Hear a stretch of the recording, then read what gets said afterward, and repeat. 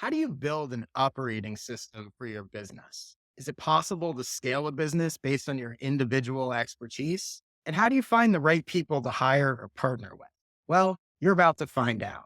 Welcome to the I Want to Know podcast. Today, I've got a special flip the script episode for you where I brought on an expert that I want to learn from, and I'm going to ask him the questions instead of people usually coming on and asking me the questions. That expert is Rayan Deiss. Rayan is a serial entrepreneur, investor, and advisor. He's started 17 companies, exited four, and his portfolio of companies have generated in excess of $200 million in revenue last year alone. But he's also an author, speaker, and creator, and he knows what it takes to scale from a one-person, expert-based business into a scalable and even sellable enterprise, which is what we're going to dive into on today's show. Hey, Rayan, welcome to the show. Hey, buddy. Thanks for having me. Good to see you again. I know it's been, we haven't talked in a while, so I was excited. If nothing else, this episode gives us a chance to catch up. So I'll jump right into it because you've got a ton of expertise. For people that don't know, you are co-founder of Digital Marketer. You're now doing Scalable. You've done a bunch of different things. So you are certainly an expert in this marketing and business and entrepreneurship space. So again, that's why I was like, I'm going to have you on and I'm going to try to suck as much information out of you and expertise as I can. So let's start here. One of the things that you talk about is the concept of building a scalable operating system for a company. So let's start with, tell me a little bit about what you consider to be the key elements of an operating system for a business. And then let's get into sort of what are the first three things someone should do to start to optimize their system. Yeah. So I think let's start with what it's not, because there's a lot of books out there that talk about building operating systems, and the term is thrown around, but nobody really took the time to define what an operating system is. And so I just Googled it. What is an operating system? And it turns out that an operating system is made up of, number one, a set of algorithms, right? What is the source code? Number two, a common language. There's got to be a user interface where all the different components of a machine can communicate. So when you hit G on the keyboard, a G should show up on the screen. When you move the mouse, the cursor should wiggle, right? So that's the common language. So there's number one, set of algorithms, number two, common language, and number three, desired outputs. What is the goal? And all of these things work together to produce those desired outputs. So that's what an operating system is. Now, if you look at a lot of books and they tell you, oh, you need to operationalize your business, systemize your business. Some of them will talk about how you need to go and create a bunch of checklists. Just document everything. You go and read the E-Myth, which is a great book. I'm not knocking the E-Myth, but I remember I went and read the E-Myth. It basically said I needed to build checklists and systems for everything. I did that. I basically shut down my entire company for a month so we could do it, printed these suckers out, put them in binders that nobody ever looked at again, and they were pissed off that I asked them to do it. So it's not writing checklists for everything. It's an aspect of it. That's a source code. That's the set of algorithms of business. But that in and of itself isn't an operating system. A lot of people would also say, oh, an operating system, that's your strategic planning system. So you're going to do annual planning and do monthly check-ins, and it's your meeting rhythm. That's a part of it, but it's not an operating system. A lot of people say, oh, it's how you set goals. No, it's none of these things. What an operating system simply does is it encapsulates how your company creates value. This is, and that's the most important point to start from, because you asked, what is the first step? That's the first step. The first step is not goal setting. The first step is not like, oh, I need to create my company mission and vision. Like creating a freaking vision board is like going to be the thing that makes the difference. This is not entrepreneurial arts and crafts time. Okay. This is, hey, how do we actually make money? Which in the early days of a business, you don't know. And so to build a system around it would be foolish. So in the early days, your operating system is called you. So when you launch a business from zero to $500,000, you're operating on an operating system called a UOS. You are the operating system, and the operating system is you. And it's just you doing it. You know everything. The source code's trapped in your head. The common language is easy because you're talking to yourself. The desired outputs is whatever you need that week, right? It's simple. That operating system is simple. But as the company scales, we've got to scale the operating system to match. And the reason that a lot of entrepreneurs get stuck is the same reason that a lot of operating systems crash. If you've ever experienced the blue screen of death back in the Windows days, why did that happen? It's because the operating system was overloaded. Same thing happens to business owners and entrepreneurs. As we start to scale, the UOS is not enough. And so the first thing that you have to do is say, okay, let's go back to first principles. What do we do as a company? We sell stuff, we fulfill the stuff we sold. I don't know a single business on planet Earth that doesn't do those two things. And so where we begin when we are building a company operating system is we start by asking the question, how do customers happen? how do clients happen? And we map this visually. Now, I didn't invent this concept. It's called business process mapping or value flow mapping. I thought I did. I thought I came up with something new. And Mhm. somebody smarter and wiser who actually had an MBA told me, hey, jackass, that's called business process mapping. It's been around forever. Sure. Right. You can get certified like Six Sigma black belts, do this in their sleep. I'm like, oh, okay. But all we're really doing, and we just use sticky notes and a whiteboard. So if you want to know the brass tacks, practical, tactical of how Okay. you do this, think about, okay, how do people become aware that you exist? Are you doing Facebook ads, Google ads? Maybe you're doing social organic. Write that on a sticky note and put that in the upper left-hand corner of a whiteboard. Then say, okay, what's the end of this? Okay, I've got a customer. So we got the beginning, we got the end, we got the scope of how clients happen. Then all you really need to do is fill in the gap. Okay, so somebody clicks on an ad, then what? Well, then they go to a landing page. Okay, so I'm going to write landing page and that gets a sticky note. Then what happens? Well, it depends. If they opt in, they go here. If they don't, they go here. Okay. And you just map it all the way through. And what you wind up with is a visual process map of how customers, how clients happen. Then you do the same thing for great. What happens when I got them, right? Once I get somebody, then how do I fulfill on the promises I made during the sales process? Something really beautiful happens when you go through that step is you have a picture of how your business works, which most entrepreneurs don't. They have no idea how their business works. So that's stage one of beginning to build your set of algorithms of your company operating system, the source code.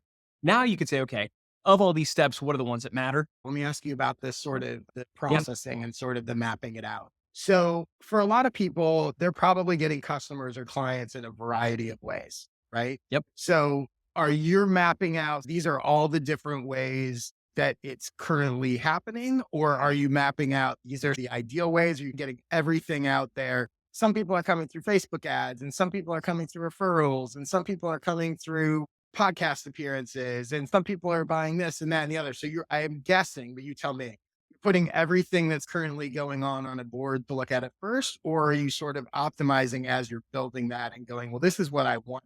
First, we document what is. Optimization will come later. Document what is, because that's what's going to inform optimization. Very often, we're optimizing things that ain't broken. And so we've got to document what is first.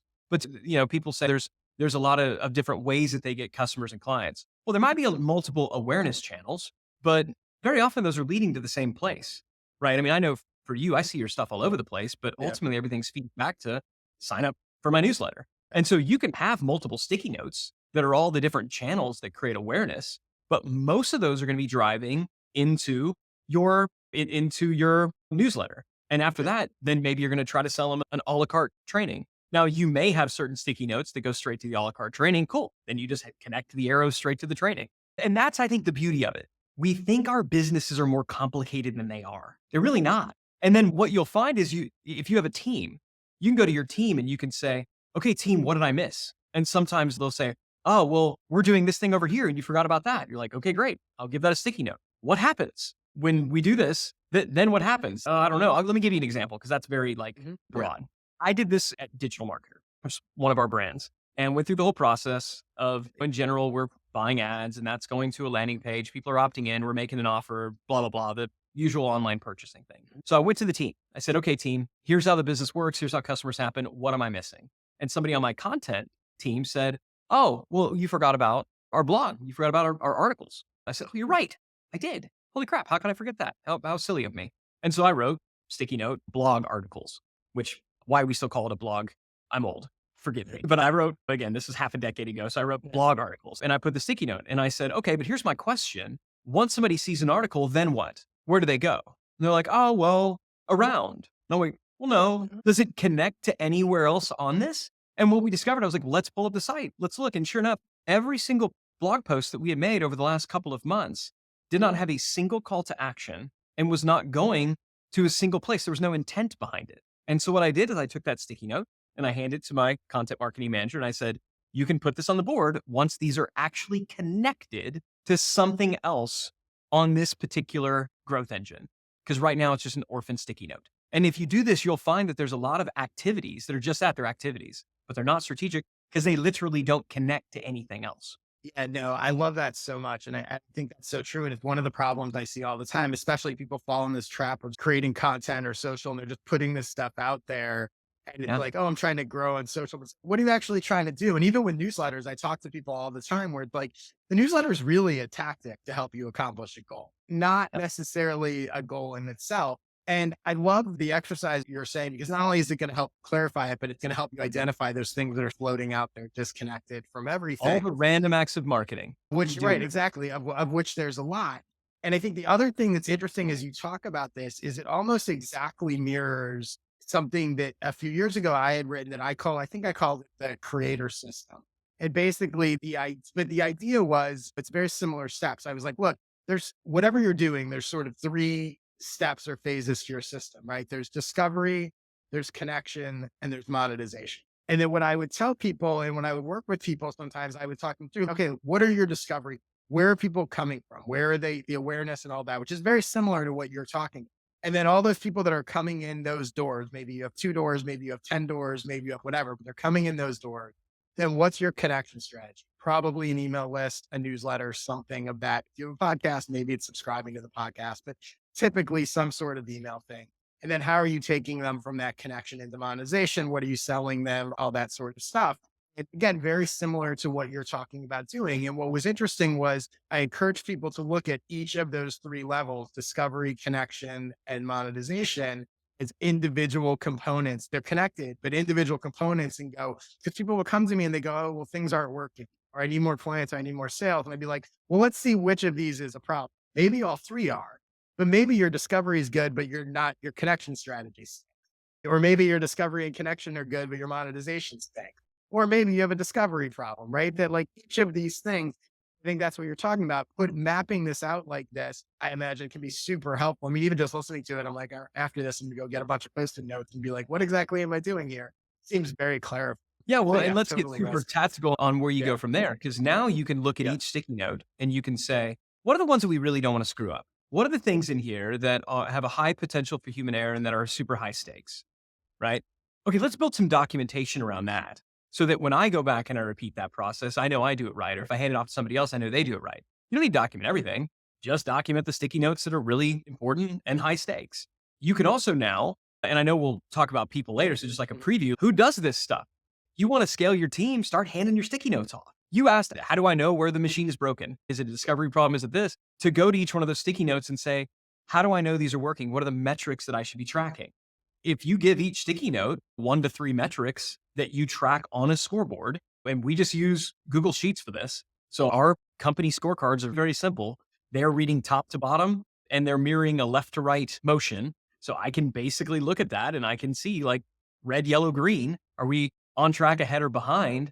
And that'll tell me which one of the sticky notes I need to optimize. So I'm So not, give me an example or two of what those metrics would be and like what would be considered like a red, yellow, and green. yeah. So let's say that we're going back to the awareness. Let's go back to the beginning. So you Okay. run meta ads. Well, how would you know that your Facebook or Instagram ad is working? You'd look at things like click-through rate, cost per click. You might look at return on ad spend, metrics that are readily available inside your ad Mhm. platform. Maybe you're doing organic social. So you might look at things, different engagement ratings. How many likes are we getting on average per week, or comments or forwards, just to know if that's working? How many clicks from the bio in your Instagram, for example? When you get onto landing pages, what is our conversion rate for this particular page? How many leads did we get?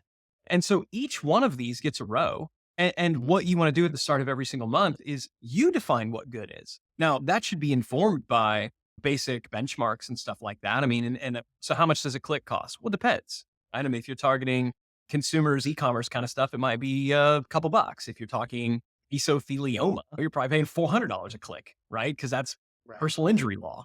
So it's all over the place. What you want to do is decide ahead of time what good is. That's your target. And now we're going to track it week over week. And the color coding is really simple. If it's on track or ahead of goal, it's green. If we're behind, but we have a plan to catch up, we know how to catch up, it's yellow. So yellow is behind. We feel like we can catch up. We got a plan to catch up. Red is, and we have like light red, which is we're not so far behind that we can't catch up, but we don't know how. And dark red is like we missed. So if I see yellow on one of my scorecards, then what I'm going to ask the people who own those metrics is, what's your plan to catch up? I'll tell you, leadership management, which I know is a different topic, becomes very simple when you're doing scorecard based leadership. When you're just trying to Right. say, what do we need to do to Right. turn red to yellow to green? I know it's so funny. Years ago, I worked at a content startup and we had a bunch of different, it was a comedy site. We had a bunch of different blogs. And so I had different bloggers running different blogs. And you talk about leadership and management, and you can argue, I guess, whether this is good or bad for morale. It's effective. I would literally every day or every week be like, here's the traffic. Here's where you rank. Like we have 10 bloggers and here's the traffic. And I wouldn't have to say, you better pick it up. This is where you are. I know some of that. I know some of the people would say to me like, oh my God, like I like the self-imposed pressure of them not wanting to like see, oh my God, I was last out of the 10 blogs, which would lead them to how do I get more traffic? How do I write better posts? How do I whatever? To your point, like when you do that sort of numbers based management, no longer just an opinion. It's look, this is what it is, right? This is what we're trying to get. And again, you could use that for yourself as well. And I think measuring, it's interesting because I think, especially when you get into social and all this stuff, I'll just use this as an example, which I haven't done, but I probably should. I might say, okay, one of the reasons that I'm using Twitter is to ultimately get people to buy my skill session. So to do that, I need to get them to go to the skill sessions landing page. And I might know that 2% of the people that hit that landing page are going to buy.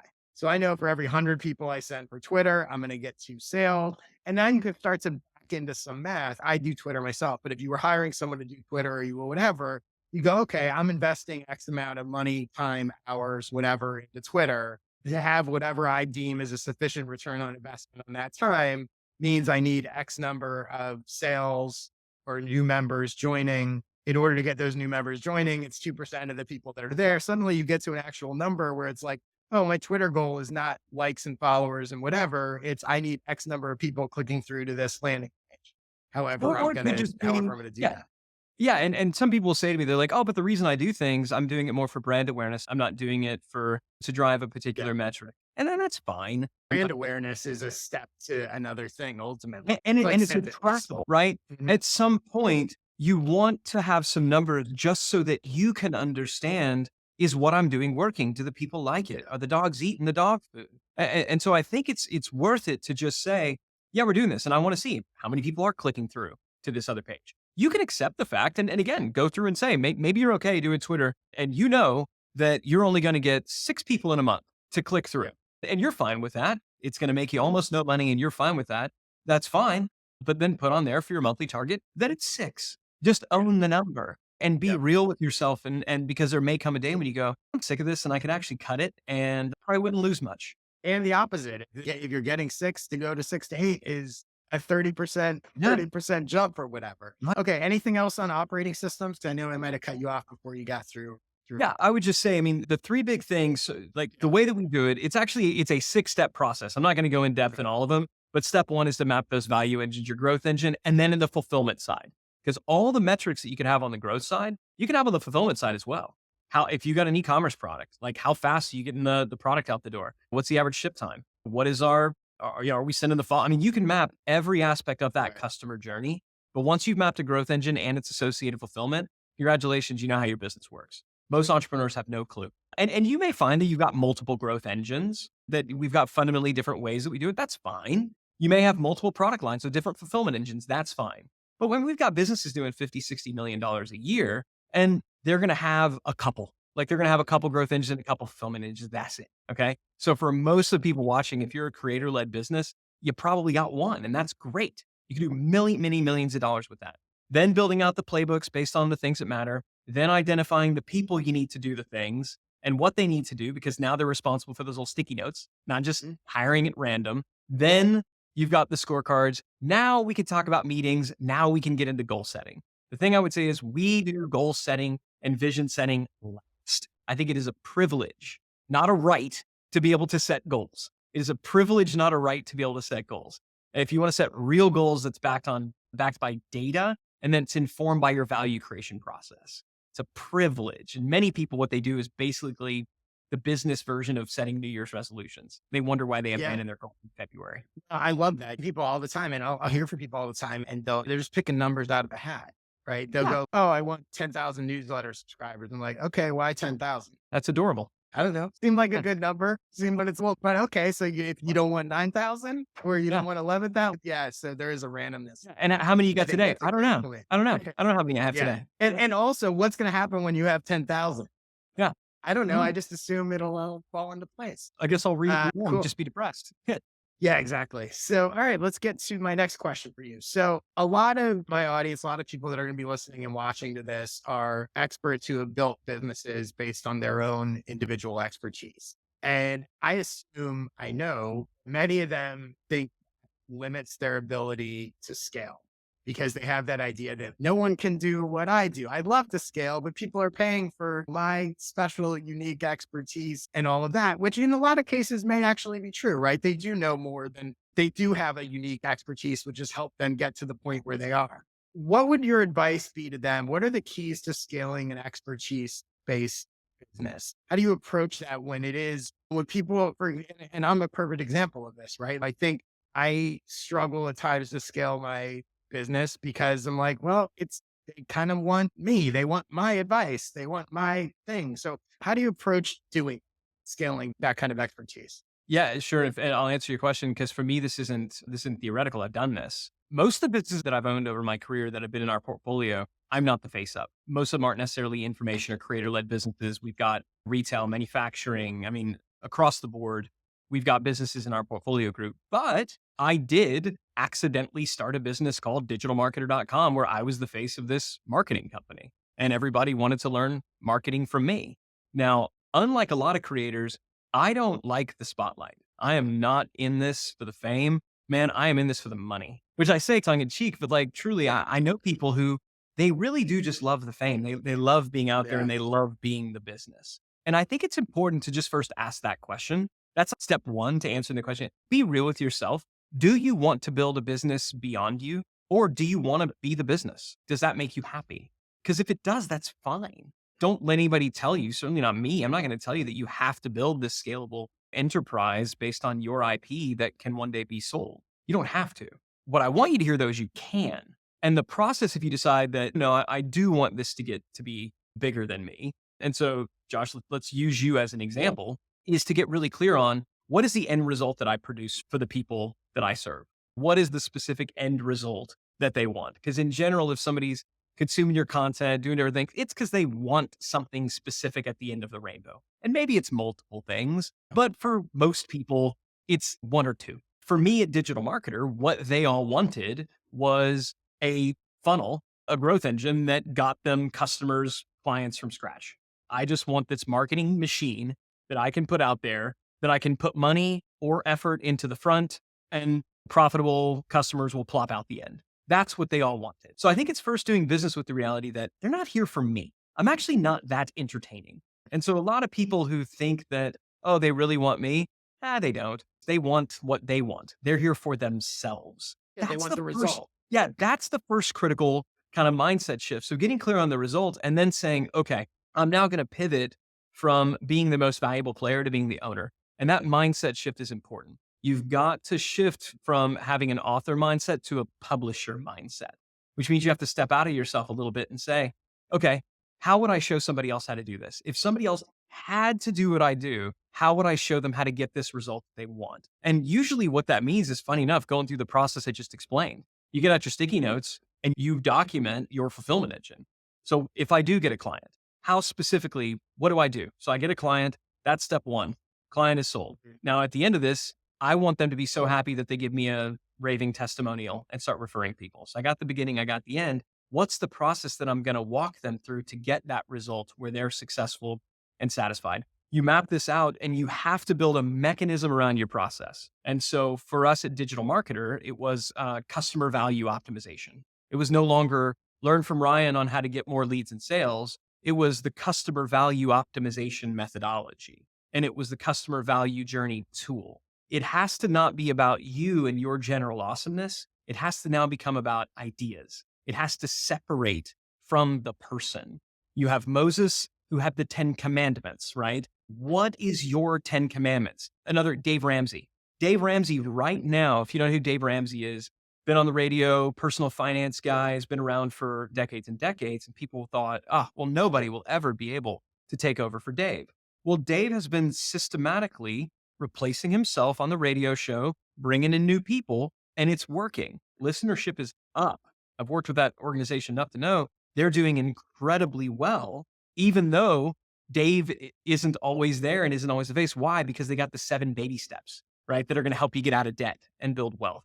So long ago, Dave is the spokesperson for the model framework. So step one is you're the product, Mhm. right? You're the product. That's stage one. Stage two is you separate yourself from the product and you begin to build this separate system, this mechanism that's from you. And then and you're the spokesperson for it. And then that's stage two. And then stage three is you're gone completely and it just is living a life on its own. And that's how you slowly do that. We can dive into any of those if you want to, but that is the process. Yeah, no, it's interesting because as we started talking about this, the first thing that pops in my head is you always run into that. There's such a popular sort of conversation or debate about personal brand versus brand and all of that. And I think there's elements of that within this conversation, even though it's secondary to the business piece. But what I think is interesting in particular about what you're saying is that thing, that packaging of your expertise into something else. I would imagine the sweet spot is you have to figure out a way that it's specific enough to help people with their individual situations and individual problems, but yet also universal enough that it can be applied, right? So for example, if I work with someone, so my niche is I'm helping experts grow their business, right? And that takes different form. But so one of the things I do consulting calls called clarity calls. And the way I used to do them originally was your typical consulting call where we would get on, I talk with you for an hour and a half, you'd throw whatever questions you had at me, and I would answer, and we were talking about whatever. But interestingly, a couple of years ago, I switched that. I came up with a different format where I now take people through a series of questions and help. So instead of them asking me questions about how do I do this, how do I do that, how do I do whatever, I now go, no, I'm going to ask you these questions and I'm going to help you answer. And we're going to create this document together on the call. And you're going to come out of it with this document that can now guide everything you're like. But it's right in line with what you're talking about, where it's like that in theory could easily, I haven't done it yet, but in theory, I could have other people, I could teach coaches or whatever you want to call them to take people through that because that, and I think the reason I thought about it is it's the exact difference that you're talking. I can't hire someone to get on a coaching call with someone and have them just fire off whatever questions they want at them and hope their responses are going to be as good as mine. But the other one, where it's like, hey, here's these 7 or 8 questions, and I've done enough of these that I know what to look for when people are giving their answers. And this is, I can teach people, maybe they won't be quite as good as me, but I can teach people to execute an exercise. That is a way more scalable approach to a consulting call than the other. And I think it fits exactly with what you're talking about. And what's interesting is even though I've only done it myself, I found that framework to be way better for clients. It's not only as good as you are that day. And I think that again, because it's Yeah, not reliant upon a you, on a Josh or yeah, what. And so let's talk specifically about, can we talk about you specifically and what I yeah, would do this? sure. I'd love to. So Yeah. here's what I do if I'm you. In Texas, we call this a FIs you. Right? So if FIs you, Okay. here's what I Great. do. Everything starts, stage one is it's all the Josh Spector game, right? It is you, your website is your brand, you are your product, you are your marketing, you are your fulfillment, you are everything. You're operating on the Mhm. UOS and everything's done on Josh. And the reason you need to do this is because, especially in the early days, people don't trust brands and faceless corporations. They trust people. Mhm. So the endless debate about, oh, should it be a personal brand or a company brand? The answer is yes. Just when. Tell me the life stage of the company and Right. I can answer more specifically. Early on, the biggest mistakes that I've made was not leveraging my personal brand enough. Man, you and I started working together. And one of the things I was adamant about when we were first launching Scalable is I didn't want my personal brand anywhere. It cost me at least Mhm. 18 months because nobody knew what this stupid new Right. company was. Right. Rightly stupid. Yeah. And my mistake was I thought I got to skip steps, right? I thought I got to leap all the way to phase 3. I don't get to do that. So in the beginning, it should have just been me figuring this stuff out and delivering the value, right? So that's the trust. And then because it's me now, I'm going to be nimble. I'm going to do my voodoo. Every client is individual because I'm learning. I'm serving, but I'm also learning. Now you do this 10, 20, 30 times, and finally you start to figure out I'm asking the same questions. I'm doing the same stuff. Now we can build a process around this, right? Now we can productize this. Once you have the ability to productize, that is when you launch a separate brand. And so if I'm you, I'm thinking, cool, I call this my creator clarity compass, my creator clarity framework. And I might try to get creatorclarity.com and I'm going to launch now a separate brand and I'm going to announce as the face of this brand, as the face of the company, that I have launched this new brand, which does this specific thing. I'm launching this to my audience. Now this brand is separate. And that day I moved to stage two. I'm now the spokesperson for a brand that I own. I continue to do my thing, but I also begin to build up the brand value and brand equity of this new piece. But I'm mostly just transferring brand value to it. Now, in the early days, somebody buys and it's me working my process. But then one day I hire somebody else and I say, hey, I just want you to do this one part. I want you to do the initial intake call. And you think everybody's going to freak out, but they don't care because they just want the result, right? Right. And ultimately, you're not involved at all. We had one of our meetings. So these are for our high level clients. They pay us about $40,000 a year. And part of what you get, in addition to a bunch of very practical services, is you get to come out to these events, quarterly meetups that we do. I walked out on stage and I said, real quick, how many of you in the room have no idea who I am? And not most of the room, but probably 10% of the room raised their hand. They had no idea who I was. I looked at that and I said, awesome. That is Right. mind It's working. because what I now know is that if at some point I wanted to step away completely, if I wanted to sell digital marketer tomorrow, I could, and I wouldn't be missed that much. I do almost nothing over there anymore. And so those are the phases, those are the stages. The company brand happens in phase two. You become the spokesperson, and then eventually it has enough momentum all on its own. You can step away. But I do think having a key person of influence, like my buddy Daniel Priestley talks about, is always going to amplify and be a value to a brand. It's funny there as and I'm loving all this. It's got me thinking about all sorts of stuff, but three examples popped into my mind immediately. So one is Story Brand, which I think is Donald Miller, Yeah. I think. Yeah.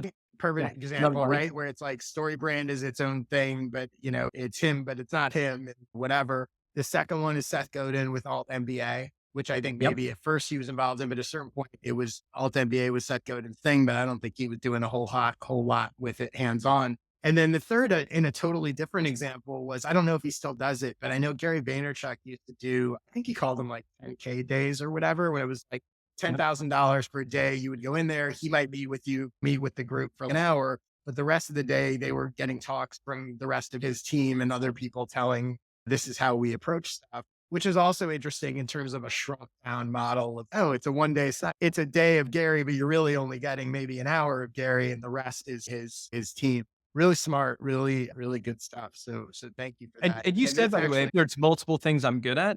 Those could all be different yeah, companies. And this is when you yeah, begin to build a portfolio model around you. You are the yeah, goose that lays golden eggs. Okay. Like you're not an egg. And so continue to lay eggs, sell the eggs, don't sell the goose. yeah. No, it's really smart. And I'm sure, again, I'm sure lots of my listeners and viewers are like me, whereas I start to think about it and I see there's all these different things, right? I have a skill sessions membership where I do these sort of 1 hour presentations on specific topics, and almost any of them could be turned into a product like this with other people teaching sort of so I have two about newsletters, for example, one called the Newsletter Booster and one called the Newsletter Social Playbook. One's how to grow your newsletter in 5 minutes a day. The other's how to use social media to grow your newsletter, and vice versa, how to use your newsletter to grow social. Those could be combined with some other stuff. And I could have people teach it basically is the Josh Spector approach to newsletters that I Yeah. wouldn't And necessarily have to you could launch have a to, newsletter consulting agency or group yeah, or a program to help yeah, companies launch it. That could be one. You could do another one yeah. that's around social. I mean, all these could be spun Yeah, off. and I think it's identifying, and that's why I love the first thing you said. I think the mindset of, because you're right, you can't do any of that until you shift your mindset. So, okay, I'm not just selling me and my expertise, and also the fact that it's not an either or, right? Maybe I still am with a lot of things, but there are things that I have figured out, just like that clarity call framework. That once I've figured it out, it doesn't necessarily need to be me doing it. And it doesn't mean, and I think that's one of the things, at least for me, and I'm guessing for a lot of people, that I have always struggled with, of the feeling like it needs to be one or the other. I need to just have this brand company agency thing or just be me. But the truth is, again, I like that spokesperson concept. I can be me and be doing my thing. And it doesn't mean I can't have these other things that I'm a spokesperson. And Richard the Branson people has that his just, own brand. He has Virgin brands. right, I mean, this is so I'm right. not claiming to have invented this concept. It's not that Well, not only should you not pick, you should have both. Like I said, yeah, I've made yeah. a big mistake by not leveraging my personal brand. Mhm. That was stupid. That cost me money. Actually, I was having dinner with Gary Vaynerchuk. This was 8 years ago. And I was asking this, what should you do? How do you do it? It's both. He's look at me. I've got Yeah. the Gary Vaynerchuk, but he's also have VaynerMedia. They've launched now Sasha, which is for a different group. Like he's got all these Yeah. different They've got a companies, million. and yet there's still Gary. And so Gary can now do an NFT project if he wants to. You are your own media births brands and media births other media channels. Okay. Yeah. You are the best media you will ever own. And so don't worry about selling yourself. Don't worry about having a media brand that you can't sell because it's your name. Just birth other ones that you can. Absolutely. Cool. So let's get to my third question here, which dovetails nicely with what we're talking about. So if you're going to do this, if you're going to scale, a big part of scaling is obviously identifying others who can help you do so. And so with that in mind, I want to talk a bit about how to find and build a strong team. And I think there's two pieces here, right? There's actually hiring people that are going to work for you either full-time, part-time, whatever. And then there's who are looking for people to partner. So let's take them one by one. But first, I'd love to hear three things you should look for when hiring. So when you're hiring somebody, so I'll answer your question directly, but then I want to go back and address it more broadly. So when Yeah. you are hiring people, you're certainly looking for competence and experience at a level, unless you have said, I'm willing to take on an entry level person and I will train them, which guess what? You probably don't have the time. So what you are looking for is somebody who already knows and they have a track record of doing the thing that you want done. This is the biggest mistake that I see entrepreneurs make. We hire people because we like them, because they seem really smart and savvy. Look, because they're a great culture fit. Culture, the laziness in hiring for and using culture as the rationale for hiring somebody who doesn't know what the hell they're doing is just mind-boggling to me. Although I've done it too, just so we're clear. But so number one is, do they have a track record of competency in this area? Ideally, are they better at it than you are with that one specific thing that you're hiring them to do? That's thing number one. Thing number two is, are they batteries included? This is really important, especially for younger entrepreneurial organizations. You need people who are going to bring their own energy to the party. And you can sense this, right? You really can kind of sense. And you can find it out by asking questions like, hey, so tell me about some things that you read. What are some of your favorite books? What are you like? Are they passionate about the area that you're hiring them in? In the early days of a company, your first 20 hires, you are looking for missionaries. Okay. You want people who are excited about what they're doing. Yes, they got to be competent, but you don't have time to motivate them. You're not going to have an HR program that's doing like Nerf gun battles and whatever, like happy hours to keep the motivation going. They got to bring their own batteries. And the third thing I would broadly categorize as, are they a culture fit? A simple way of saying this though is, do you like them? Do you actually like hanging out with them? This is not a popular thing to say because a lot of people will say, oh, well, you shouldn't hire people just like you. You should have diversity in thought and diversity in your organization.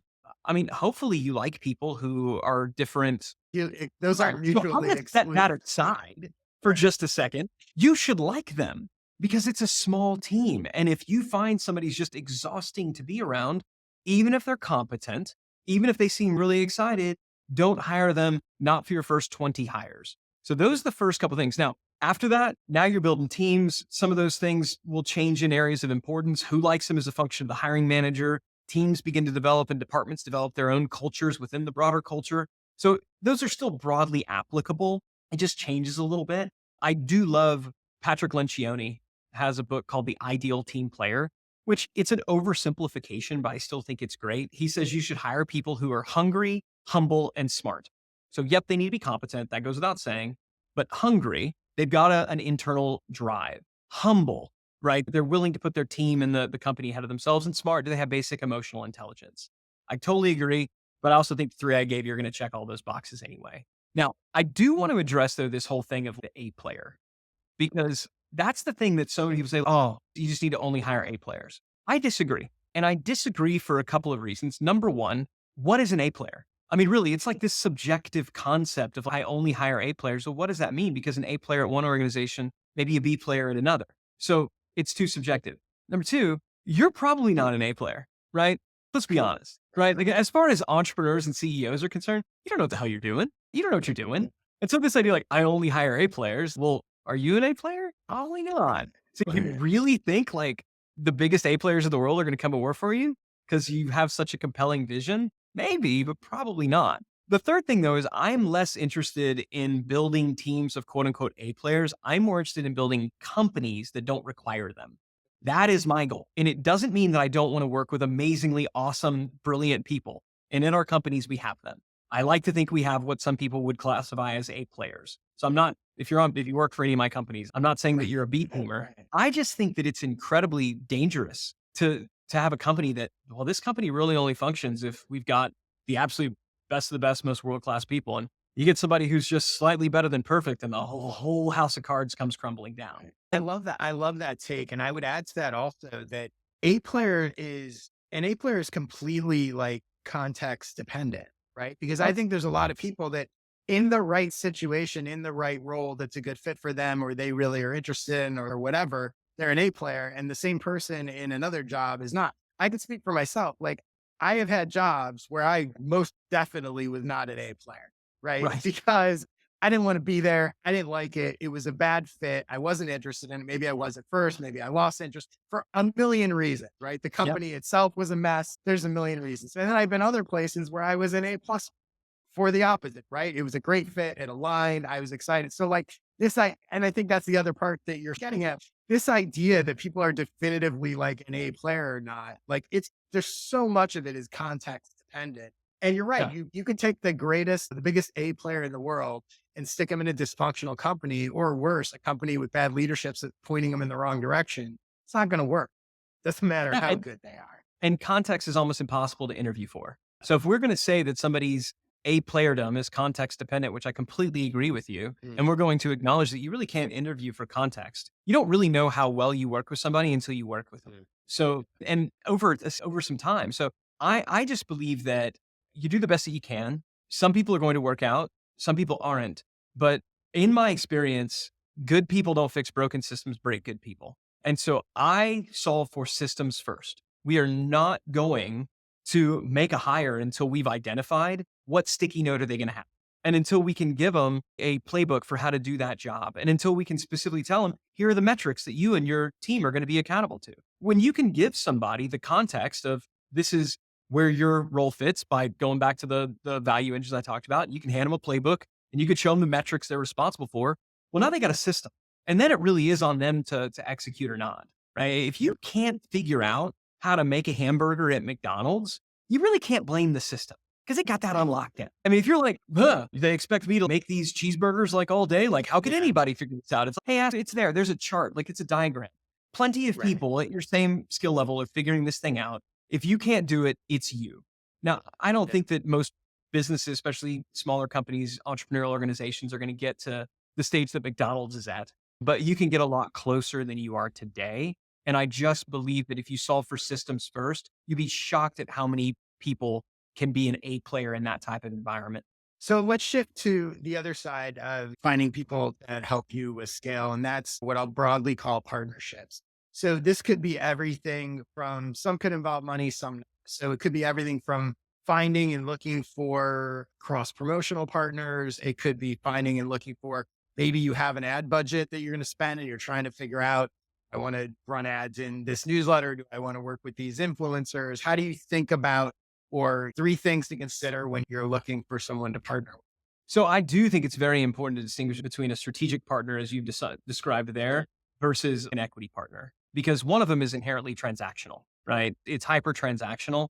And to me, that's simple. The simplest relationships are the most transactional. So if I'm looking at a strategic partner who maybe we're going to do a cross promotion or something like that, really, I'm going to make my best judgment to see, do we have similar things to give? And so what I'm going to look for, number one, is there a clear division of labor? Is there a clear give and take on both sides? Or is this going to be a one-way street no matter how hard people want it to be a give and take? Can I clearly do something for you that you can't get on your own? And can you do the same for me? I'm going to look to identify that early on. And I want that to be a conversation that we have with people. And so number one, is there a clear division of labor? Or two, are expectations clear and aligned? So I don't need a formal contract, but I'm going to have some type of letter of agreement. If we do, this is what both of us expect. I've seen so many strategic partnerships start, and one party at the end of it felt like it was great, and the other party felt like it wasn't. Well, that's a failure of communication on the front end. And so Yeah. just getting that, and it's a very simple question. What does success look like for you in this relationship? And it needs to be specific and it needs to be measurable. Well, if we do this, then I'm going to get at least 1,000 new leads to my list. Okay, great. Now I got to ask, do I feel like I can deliver on that? If I can, then great. If I can't, then I'm like, ooh, I don't know if I can have that conversation. So, do I see a division of labor? Are the expectations clear? And then beyond that, it really just does come down to a gut feel of, do I trust this person? Mm. Because most of the strategic partnerships that you do are not going to go how you thought they would go. And you find out who somebody is when something Right. goes sideways. Yeah. And, Yeah. yeah, and so you just gotta say, "Do I like him? Do I trust him?" My gauge, is this somebody who I want to win? Is it somebody that I like, and is it somebody who I genuinely want to see win, or do I just want something from them? If it's somebody that I don't really like 'em that much, and I'm not necessarily rooting for them to win, I'm not a good strategic partner for them. Because if I want them to win and I like them, even if it doesn't go right, I'm gonna feel like I'm gonna figure out how to make it right, and I'm gonna expect the same out of them from that. So that's how that works. Business partners, equity partners, that's marriage, man. That is You're the easy to get whole, into, hard to get out of. What I will simply say is go into it reluctantly, slowly, make sure everything that I said about strategic partners applies here. Just I'll add one additional piece, have everybody's equity vest. Everybody's equity needs to vest. It needs to vest over at least a 4-year time period so that 12 months in, on month 11, nobody has any equity whatsoever. So if somebody stops working, if somebody's bored, right. they can exit, they can be gone. They maybe got paid during the process, but they don't have any equity. There's nothing to claw back. Dead equity on a cap table will ruin a good company. I've seen it happen so many times. Also, make sure that you got a partnership agreement with some type of buyout clause. You need a prenup, okay? Yeah. You got to have a prenup. You've got to decide, if this thing goes sideways, how are we gonna value the company? How are we gonna buy each other out? You got to talk about all the ways in which things go bad ahead of time, Yeah. because again, they frequently do. Exactly. On that bright note, Ryan, thank you. Thank you so much. This was amazing. I know it's a good episode when I feel like I'm going to, as soon as I log off, go have a million things to think about for myself. So when I'm learning stuff, I know that my audience is as well. Let people know where they can go follow you, check you out, all that kind of stuff. Yeah, so I wrote a book called Get Scalable, the operating system your business needs to run and scale without you. That really is the playbook for how we build these operating systems and businesses. It's available on Amazon, but if you go to getscalable.com/free, you can get it for free. And it literally is just pay the shipping cost. Like, I didn't want to mark it up to try to, it's like, how much does it cost to ship the stupid thing? I think it's $8.20. I want to get this book in the hands of 10,000 entrepreneurs this year, even if I got to literally give it away to do it. But you and I were talking ahead of time. When we launched this company, had a lot of different models, and one of them was, I'm going to do a cohort-based course, like I'm sure Mhm. everybody was doing back in Mhm. 2020. And I tried that, and it's not what the market wanted. The market just wants us to do the thing for them. So I literally took this $3,000 to $5,000 course, all the tools, all the templates, and I turned it into a book. So it's not one of those like business card BS sales letter books. It's like a real live book written by me, not AI. And I'm just really proud of it. So if you got 20 bucks and you want to figure out how to operationalize that thing and maybe sell it one day, I think that'll help. I'm also on Twitter, and that's really me, and my DMs are open. So if you're out there, Cool. I'd love to hear from you. Awesome. Thanks again. My stuff with my newsletter for theinterested.com/subscribe. My skill sessions, joshspector.com/sessions. That's it. Thank you, Ryan. Thanks everyone for listening and watching. I will see you next time.